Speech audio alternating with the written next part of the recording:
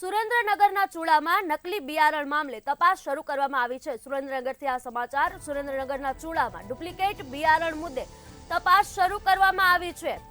Duplicate બિયારણના પગલે ખેડૂતોનું વાવેતર નિષ્ફળ ગયું હતું, જે બાદ સમગ્ર તપાસ હાથ ધરવામાં આવી છે। ગવારનું ડુપ્લિકેટ બિયારણ ખેડૂતોને પધરાવી દેવાયું હતું। ગવારના પાકનું વાવેતર કર્યું પણ ફળ જ ન આવ્યું, જેથી સમગ્ર ઘટના સામે આવી।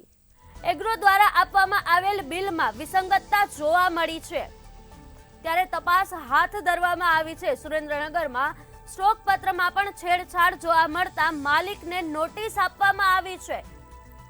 ખેતીવાડી અધિકારીઓએ ખેડૂતો સાથે મુલાકાત કરી હતી। નામ અંકુલ પટેલ છે।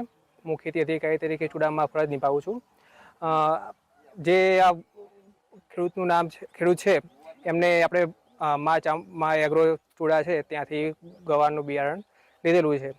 એમને બિલથી જે બિલ છે બિલ પણ આપવામાં આવેલું છે, અને એમને બિલની અંદર જે પાછળના લોટની અંદર વસ્તુ લખેલી છે, ખાલી છેલ્લા પાછળના 2 આંકડા જે લોટ નંબર છે એ એમાં લખેલા નથી।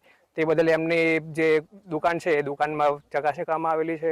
જેટલા પણ એમને સીડ લાવેલા છે સીડની તપાસ કરેલી છે, સ્ટોક પત્રક જોવામાં આવેલું છે, બિલ બુક જોવામાં આવેલી છે, જેમાં વિસંગતતા જોતા મળતા એમ આપણે નોટિસ પણ આપણે એમને પાઠવવામાં આવેલી છે।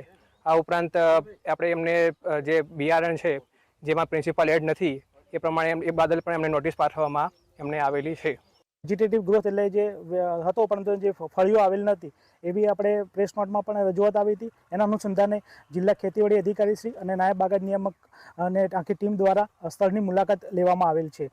જેના અનુસંધાને જોતા ખેડૂતશ્રીના ફિલ્ડમાં જોતા જે એનો વેજીટેટિવ ગ્રોથ સારો થયેલો છે, પરંતુ એના જે ફળીઓ આવેલ નથી, એટલે બિયારણમાં પણ એમાં થોડી કારણ હોઈ શકે। સાથે સાથે એમનું જે કહેવું છે 4 મેના રોજ બિયારણ પરચેસ કરીને વાવેતર કરેલું હતું, તો એની અંદર આમ જો યુનિવર્સિટીના ભલામણ પ્રમાણે જે ફેબ્રુઆરી એન્ડ અને માર્ચનો વાવેતરનો સમયગાળો હોય છે એ આપણે વૈજ્ઞાનિક ભલામણ છે વાવેતરની, અને બીજું કારણ કે મે મહિનામાં વાવેતર કર્યું હોવાથી થોડા તાપમાનની પણ અસર હોઈ શકે, પરંતુ એમનું કહેવું છે કે ફળીઓ આવેલ નથી, તો આ બધા મિક્સ પરિબળો બિયારણની સાથે સાથે વાતાવરણનો પણ ભાગ ભજવેલો હોવો જોઈએ।